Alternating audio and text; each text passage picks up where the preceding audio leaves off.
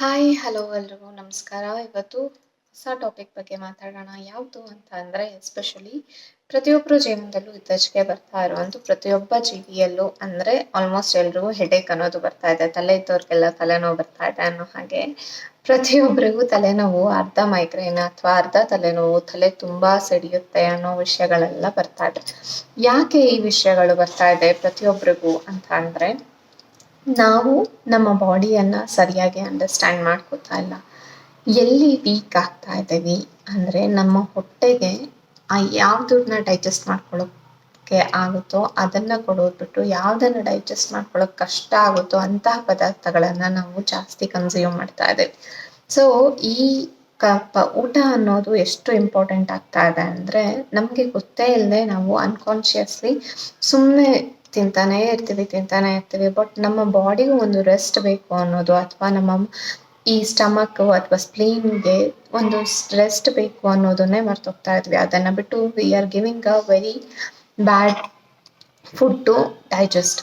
So ಹಾಗಾಗಿ ಏನಾಗೋಗ್ತಾ ಇದೆ, ಈ ತಲೆನೋವು ಅನ್ನೋದು ಬರ್ತಾ ಇದೆ. ಎಸ್ಪೆಷಲಿ ಈ ಪೊಸಿಷನಲ್ಲಿ ಯಾರಿಗಾದರೂ ತಲೆನೋವು ಬರ್ತಾ ಇದೆ, ಈ ಅರ್ಧ ತಲೆನೋವು ಅಂದರೆ ದಟ್ ಈಸ್ ಓನ್ಲಿ ಬಿಕಾಸ್ ನಮ್ಮ ಸ್ಟಮಕ್ ಅಥವಾ ನಮ್ಮ ಸ್ಪ್ಲೀನ್ ಅಲ್ಲಿ ನಮಗೆ ಎನರ್ಜಿ ಸರಿಯಾಗಿ ಇರದೇ ಇರೋದ್ರಿಂದ, ಯಾಂಗ್ ಎನರ್ಜಿ ಹೆಚ್ಚು ಇರೋದ್ರಿಂದ ನಮಗೆ ಈ ಪ್ರಾಬ್ಲಮ್ ಬರ್ತಾ ಇದೆ. ಅದನ್ನು ಹೇಗೆ ಅವಾಯ್ಡ್ ಮಾಡುವಂಥದ್ದು ಅನ್ನೋದನ್ನು ನೋಡ್ತಾ ಹೋಗೋಣ. ಬಟ್ ಏನೆಲ್ಲ ಟ್ರಿಗರ್ ಆಗ್ಬೋದು, ಹಿಂದೆ ಊಟ ಮಾಡಿದಂತಹ ದಿನದ ಊಟ ಡೈಜೆಸ್ಟ್ ಆಗದೆ ಇರ್ಬೋದು, ಅಥವಾ ಸ್ಟಮಕ್ಗೆ ನಮಗೆ ಬೇಡದೇ ಇರುವಂತಹ ಯಾವುದೋ ಒಂದು ಫುಡ್ನ ನಾವು ತೊಗೊಂಡಿರ್ತೀವಿ. ಕೆಲವೊಂದು ಸಲ ಸ್ಮೆಲ್ಗೂ ಆಗಿರುತ್ತೆ, ಇನ್ನೂ ಕೆಲವೊಂದು ಸಲ ಬಿಸಿಲಿಗೆ ಹೋಗಿದ ತಕ್ಷಣ ಮೈಗ್ರೇನ್ ಅನ್ನೋದು ಟ್ರಿಗರ್ ಆಗಿರುತ್ತೆ.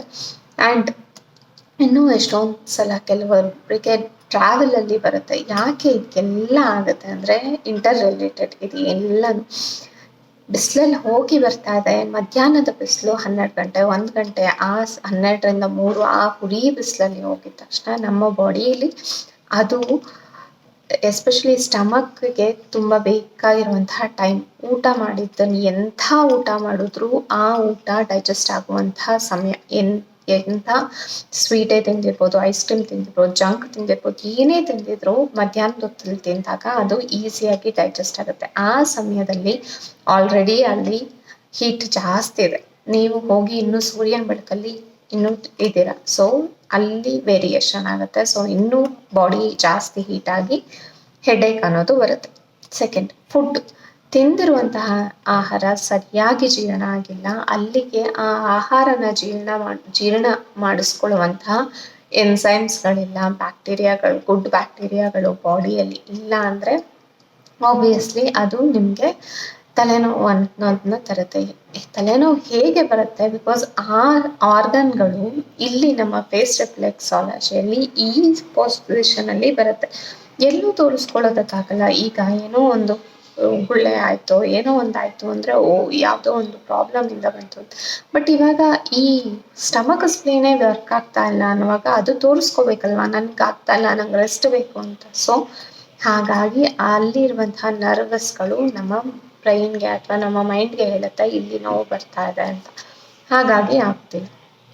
ಕೆಲವೊಂದು ಸಲ ಸ್ಮೆಲ್ಗಳಿಗೂ ಬರುತ್ತೆ ಆ್ಯಂಡ್ ಟ್ರಾವೆಲಿಂಗಲ್ಲೂ ಬರುತ್ತೆ. ಟ್ರಾವೆಲಿಂಗಲ್ಲಿ ಯಾಕೆ ಬರುತ್ತೆ ಅಂದರೆ ಬಿಕಾಸ್ ಲಿವರು ಆ್ಯಕ್ಟಿವೇಟ್ ಆಗಿರುತ್ತೆ. ಸೊ ಆ ರೀಸನ್ಗೆ ಸ್ಟಮಕ್ಕು, ಸ್ಪ್ಲೀನು, ಲಿವರು ಎಲ್ಲ ಒಂದೇ ಸರ್ಕಲಲ್ಲಿ ಬರುವಂತಹ ಆರ್ಗನ್ಸ್ಗಳು. ಆ್ಯಂಡ್ ಅವೆಲ್ಲ ಲಿಂಕ್ ಆಗಿರೋದ್ರಿಂದ ನಮ್ಮ ಬಾಡಿಗೆ ಅದು ಎಲ್ಲೇ ಏನೇ ವೇರಿಯೇಷನ್ ಆದರೂ ಖಂಡಿತವಾಗೂ ಮುಖದಲ್ಲಿ ಗೊತ್ತಾಗುತ್ತೆ. ನಮ್ಮ ಬಾಡಿಯಲ್ಲಿ ಏನೇ ಸ್ವಲ್ಪ ಚೇಂಜಸ್ ಆದರೂ ನಮ್ಮ ಫೇಸಲ್ಲಿ ತುಂಬ ನೀಟಾಗಿ ಡಿಫೈನ್ ಆಗ್ತಾ ಹೋಗುತ್ತೆ ಯಾವ ಆರ್ಗನ್ಸು ಹೇಗೆ ಪ್ರಾಬ್ಲಮ್ ಆಗ್ತಾ ಇದೆ ಅನ್ನೋದು. ಸೊ ಹೇಗೆ ಪ್ರಾಬ್ಲಮ್ ಬಂತು, ಏನಾಯಿತು, ಎಲ್ಲಿ ಪ್ರಾಬ್ಲಮ್ ಇದೆ ಅನ್ನೋದು ಗೊತ್ತಾಯಿತು. ಸೊ ಸೊಲ್ಯೂಷನ್ ಹೇಗೆ ಹುಡ್ಕೊಂಥದ್ದು? ಫಸ್ಟ್ ಆ್ಯಂಡ್ ಫಾರ್ಮೋಸ್ಟ್ ಎಲ್ಲದಕ್ಕೂ ಸೊಲ್ಯೂಷನ್ ಅನ್ನೋದು ನಮ್ಮ ಆಹಾರ ಪದ್ಧತಿಯಲ್ಲಿದೆ. ಸೊ ಏನೇ ಊಟ ಮಾಡಬೇಕಂದ್ರೂ ನಿಮಗೆ ಯಾವುದು ಸರಿಯಾಗಿ ಡೈಜೆಸ್ಟ್ ಆಗುತ್ತೆ ಅನಿಸುತ್ತೋ ಅದನ್ನು ಊಟ ಮಾಡಿ. ಎಸ್ಪೆಷಲಿ ಸೊಪ್ಪು ತರಕಾರಿ ಜಾಸ್ತಿ ತಿಂದಾಗ ಈ ಪ್ರಾಬ್ಲಮ್ ಬರಲ್ಲ. ಈಸಿಯಾಗಿ ಹೊರಗಡೆ ಬಂತೆ, ಎಲಿಮಿನೇಷನ್ ಈಸಿಯಾಗಿ ಆಗುತ್ತೆ, ಬಾಲ್ ಮೂವ್ಮೆಂಟ್ ಈಸಿಯಾಗಿ ಆಗುತ್ತೆ. ಅದೇ ನಾವು ಮಿಲ್ಕ್ ಪ್ರಾಡಕ್ಟ್ಸು, ಡೈರಿ ಪ್ರಾಡಕ್ಟ್ಸು, ಶುಗರ್ನ ಜಾಸ್ತಿ ಬಳಸೋದ್ರಿಂದ, ಸ್ವೀಟ್ನ ಜಾಸ್ತಿ ತಿನ್ನೋದ್ರಿಂದ, ಆ್ಯಂಡ್ ಈ ಚಿಕನ್ ಮಟನ್ ಅಥವಾ ಈ ನಾನ್ ವೆಜ್ನ ಜಾಸ್ತಿ ತಿನ್ನೋದ್ರಿಂದ ಈ ಪ್ರಾಬ್ಲಮ್ಸ್ಗಳು ಜಾಸ್ತಿ ಆಗುತ್ತೆ.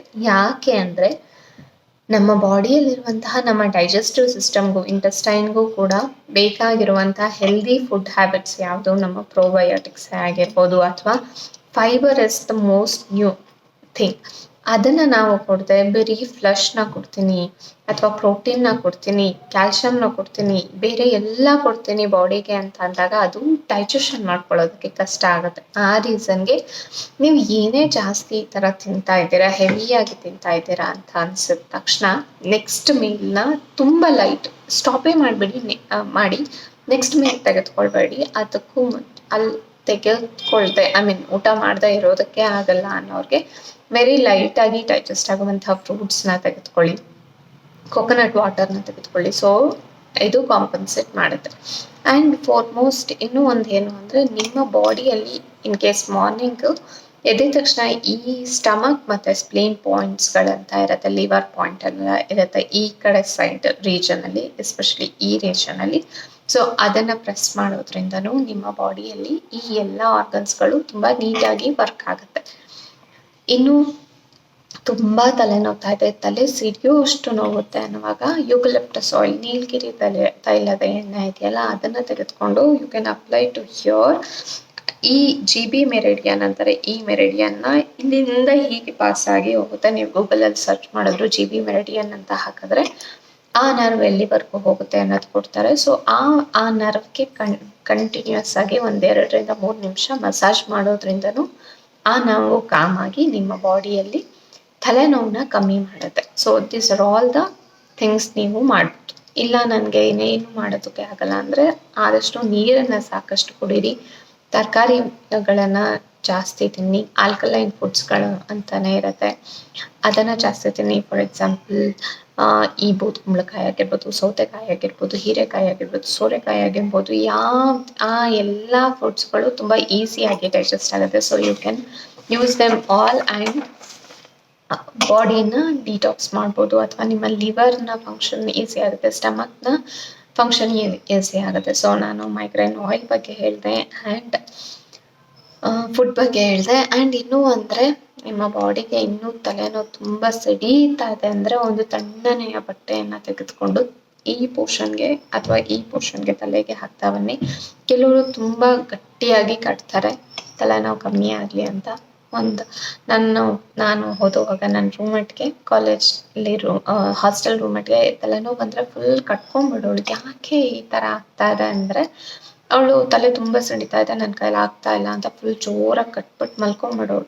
Rest the most important thing, ನಮ್ಮ ಬಾಡಿಗೆ ನಾವು ಯಾವಾಗ ರೆಸ್ಟನ್ನು ಕೊಡ್ತೀವೋ, ಏನು ಊಟ ಗೀಟ ಮಾಡದೆ ಆರಾಮಾಗಿ ರೆಸ್ಟನ್ನು ಕೊಡ್ತಿರೋ ನಮ್ಮ ಬಾಡಿ ಕೂಡ ಅಷ್ಟು ನೀಟಾಗಿ ಹೆಲ್ದಿಯಾಗಿ ಇರುತ್ತೆ. ಸೊ ಈ ಥರ ಏನಾದರೂ ತಲೆನೋವು ಬಂತು ಅಂದರೆ, ಏನಾದರೂ ಇತ್ತು ಅಂದರೆ ಪಿತ್ತನ ಫಸ್ಟು ಹೊರಗಡೆ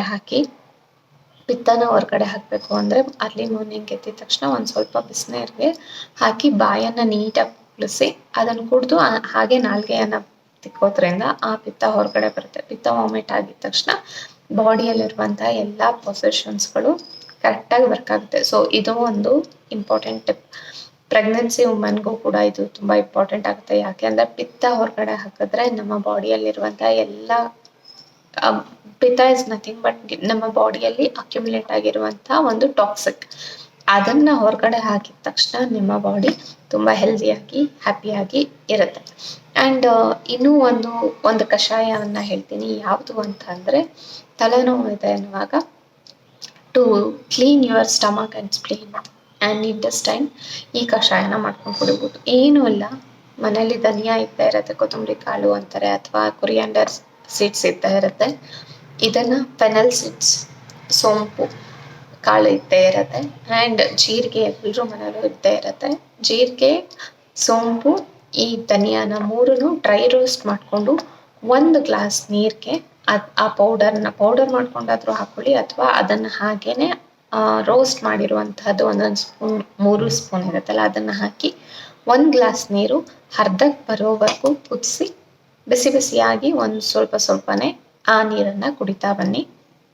ಇದು ಮೈಗ್ರೇನ್ಗೆ ತಕ್ಷಣವೇ ಒಂದು ರಿಲೀಫನ್ನು ಕೊಡುತ್ತೆ. ದಟ್ ಈಸ್ ವಾಟ್ ಜೀರಿಗೆ ಆಗಿರ್ಬೋದು, ಸೋಂಪು ಆಗಿರ್ಬೋದು, ಧನಿಯಾ ಆಗಿರ್ಬೋದು, ಎಲ್ಲಾನು ನಮ್ಮ ಗಟ್ಟನ್ನ ಕ್ಲಿಯರ್ ಮಾಡೋದಕ್ಕೆ ಇರುವಂತಹ ಒಂದು ಥಿಂಗ್ಸ್ಗಳು. ಆ್ಯಂಡ್ ಇನ್ನು ನಿಮ್ಮ ಊಟ ಎಲ್ಲ ಆಗಿದ ತಕ್ಷಣ ಒಂದು ಗ್ಲಾಸ್ ಬಿಸಿನೀರನ್ನ ಕುಡಿದು ಮಲ್ಕೊಳ್ಳಿ. ಇಲ್ಲ ಅಂದರೆ ಒಂದು ಗ್ಲಾಸ್ ಬಿಸಿನೀರಿಗೆ ಒಂದು ಸ್ವಲ್ಪ ಜೀರಿಗೆ ಹಾಕ್ಕೊಂಡು ಕುಡಿದು ಊಟ ಎಲ್ಲ ಆಗಿ 1 hour 2 hour ಆಗಿದೆ ಅನ್ನುವಾಗ ಅರ್ಲಿ ಡಿನ್ನರ್ ಮಾಡಿದ್ರೆ ಇದು ವೆರಿ ಹೆಲ್ಪ್ಫುಲ್. ಬೇಗ ಒಂದು 7:30 8 o'clock ಅನ್ನೋಷ್ಟರೊಳಗೆ ಊಟ ಮುಗಿಸಿದ್ರೆ ಒಂದು 9-9:30ಗೆ ಒಂದು ಗ್ಲಾಸ್ ಈ ನೀರನ್ನು ಕುಡಿದು ಮಲ್ಕೊಂಡ್ರು ತುಂಬ ಈಸಿಯಾಗಿ ಡೈಜೆಷನ್ ಆಗುತ್ತೆ. ಯಾವುದೇ ರೀತಿಯಾದಂತಹ ಸ್ಟಮಕ್ ರಿಲೇಟೆಡ್ ಯಾವುದೇ ಪೇನ್ಸ್ಗಳು ಏಕ್ಸ್ಗಳು ಬರಲ್ಲ. ಮೈಗ್ರೇನು ತಲೆಗೆ ನೋವೇ ಆಗಿರ್ಬೋದು, ಆದರೆ ಅದರ ಮೂಲ ಕಾರಣ ಇರುವಂಥದ್ದು ನಮ್ಮ ಹೊಟ್ಟೆಯಲ್ಲಿ. ಆದಷ್ಟು ಡೈರಿ ಪ್ರಾಡಕ್ಟ್ಸ್ನೇ ಆಗಿರ್ಬೋದು, ಸ್ವೀಟ್ಸ್ಗಳನ್ನೇ ಆಗಲಿ, ಈ ಜಂಕ್ ಫುಡ್ಗಳನ್ನೇ ಆಗಲಿ ಅವಾಯ್ಡ್ ಮಾಡೋದು ಇಟ್ ಇಸ್ ಮಸ್ಟ್. ನಾನ್ ವೆಜ್ಗಳು ತಿಂತಾ ಇದ್ರೆ ನೀವು ಮಧ್ಯಾಹ್ನ ಕನ್ಸ್ಯೂಮ್ ಮಾಡಿ ನಾನ್ ವೆಜ್ನ, ರಾತ್ರಿ ಅದನ್ನು ಇಟ್ಕೊಬೇಡಿ. So it helps body to digest it properly and to give very good ಎಫೆಕ್ಟ್ಗಳನ್ನ ಕೊಡ್ತಾ ಹೋಗುತ್ತೆ. ಸೊ ಇದು ಈ ಎಸ್ಪೆಷಲಿ ಮೈಗ್ರೇನ್ ವಿಷಯವಾಗಿ ಇಷ್ಟೊಂದೆಲ್ಲ ರೀತಿಯಾದಂತಹ ಮೆಡಿಸನ್ಸ್ಗಳು ಇದೆ and you can heal your body ಅನ್ನೋದು ಇದು. ಸೊ ಇವತ್ತು ಈ ಮೈಗ್ರೇನ್ ಟಾಪಿಕ್ ಆಯಿತು. ಮತ್ತೆ ಹೊಸ ಟಾಪಿಕ್ನೊಂದಿಗೆ ಭೇಟಿಯಾಗೋಣ. ಅಲ್ಲಿಯವರೆಗೆ stay tuned. Thank you for subscribing and thank you so much for the love.